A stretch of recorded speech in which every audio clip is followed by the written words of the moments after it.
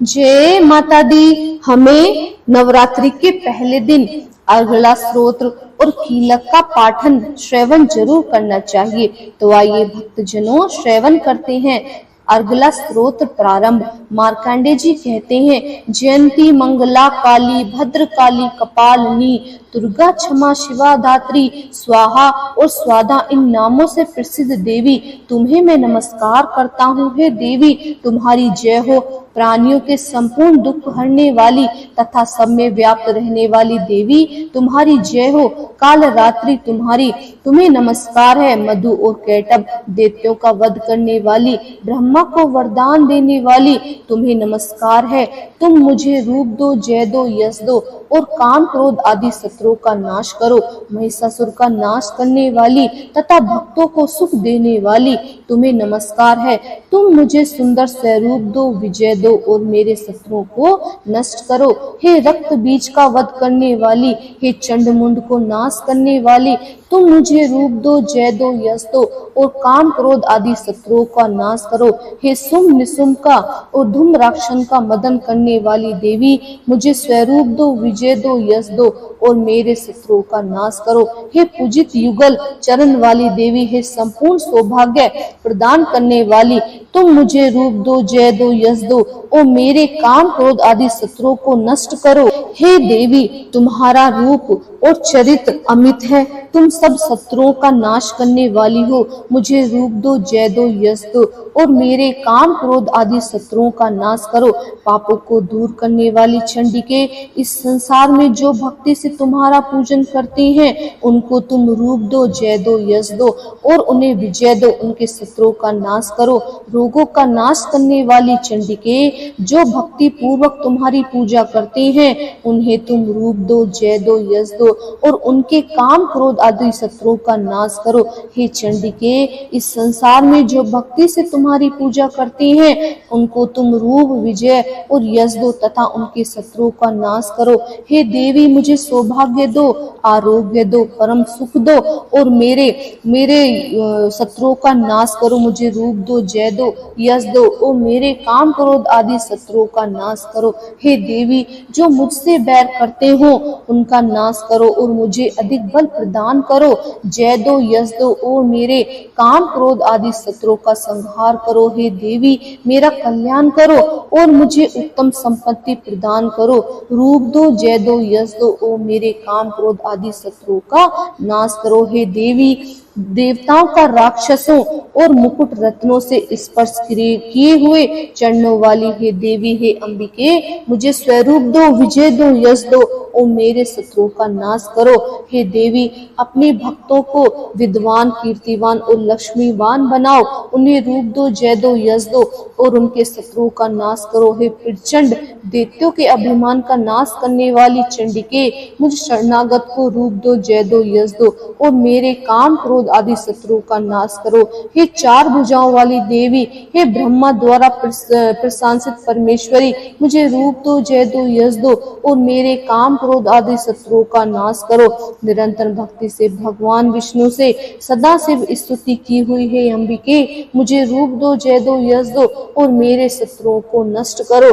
हिमाचल कन्या पार्वती के भगवान शंकर से स्तुति की हुई परमेश्वरी, मुझे रूप दो, जय दो, यश दो और मेरे शत्रुओं का नाश करो। इंद्राणी के पति के द्वारा सद्भाव से पूजित होने वाली परमेश्वरी, मुझे रूप दो, जय दो, यश दो और मेरे काम क्रोध आदि शत्रुओं को नष्ट करो। प्रचंड भुजदंड से दैत्यों का घमंड करो और नष्ट करने वाली, मुझे रूप दो, जय दो, यश दो और मेरे काम क्रोध आदि शत्रुओं का नाश करो। हे देवी तुम अपने भक्तों को सदा असीम आनंद देती हो।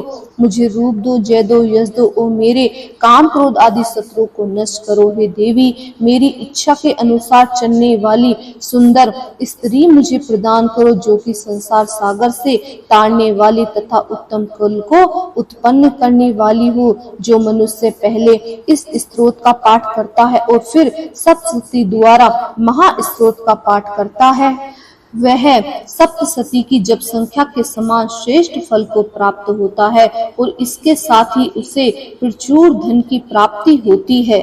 जय माता दी। अब सुनेंगे कीलक स्तोत्र प्रारंभ। महर्षि मार्कंडेय जी बोले, निर्मल ज्ञान रूपी शरीर धारण करने वाले, देवत्रयी रूप दिव्य 3 नेत्रों वाले, जो कल्याण प्राप्त के हेतु हैं तथा अपने मस्तक पर अर्धचंद्र धारण करने वाले उन भगवान शंकर को नमस्कार है। जो मनुष्य इन कीलक मंत्रों को जानता है वही पुरुष कल्याण की प्राप्ति करता है। जो अन्य मंत्रों को जप कर केवल सप्तशती स्तोत्र से ही देवी की स्तुति करता है उसको इससे ही देवी की सिद्धि हो जाती है। उन्हें अपनी कार्य की सिद्धि के लिए दूसरे को साधना करने की आवश्यकता नहीं होती। बिना जप के ही उनके उच्चाटन आदि सब काम सिद्ध हो जाते हैं। लोगों के मन में शंका थी कि केवल सप्तशती की उपासना से अथवा सप्तशती को छोड़कर अन्य मंत्रों की उपासना से भी समान रूप से सब कार्य सिद्ध हो जाते हैं, तब इनमें से कौन सा श्रेष्ठ साधन है? लोगों की इस शंका को ध्यान में रखकर भगवान शंकर ने अपने पास आए हुए जिज्ञासाओं को समझाया कि यह सप्तशती नामक संपूर्ण स्तोत्र ही कल्याण को देने वाला है। इसके पश्चात भगवान शंकर ने चंडिका के सप्तशती नाम स्तोत्र को गुप्त कर दिया। अतः मनुष्य को बड़े पुण्य से प्राप्त करता है। जो मनुष्य कृष्ण पक्ष की 14 अथवा अष्टमी को एकाग्रचित होकर देवी को अपना स्वर्ण संपर्पित कर देता है और फिर उसे प्रसाद के रूप में ग्रहण करता है, उस पर दुर्गा प्रसन्न होकर अन्यथा नहीं होती। इस प्रकार सिद्धि के प्रतिबंधक रूप कीलक के द्वारा भगवान शंकर ने इस स्तोत्र को कीलित रखा है। जो पुरुष इस सप्तशती को निष्कीलन करके नित्य पाठ करता है वह सिद्ध हो जाता है, वही देवों का पार्षद होता है और वह गंधर्व होता है। सर्वत्र विचरते रहने पर भी उस मनुष्य को इस संसार में कहीं कोई डर नहीं होता। वह मृत्यु के वश में नहीं पड़ता और मरकर मोक्ष को प्राप्त करता है। किंतु इस कीलक की विधि को जानकर ही सप्तशती का पाठ करना चाहिए। जो ऐसा नहीं करता वह नष्ट हो जाता है। कीलन और निष्कीलन संबंधी जानकारी के पश्चात ही यह स्तोत्र निर्देश होता है और विद्वान पुरुष इस निर्दोष स्तोत्र का ही पाठ प्रारंभ करते हैं।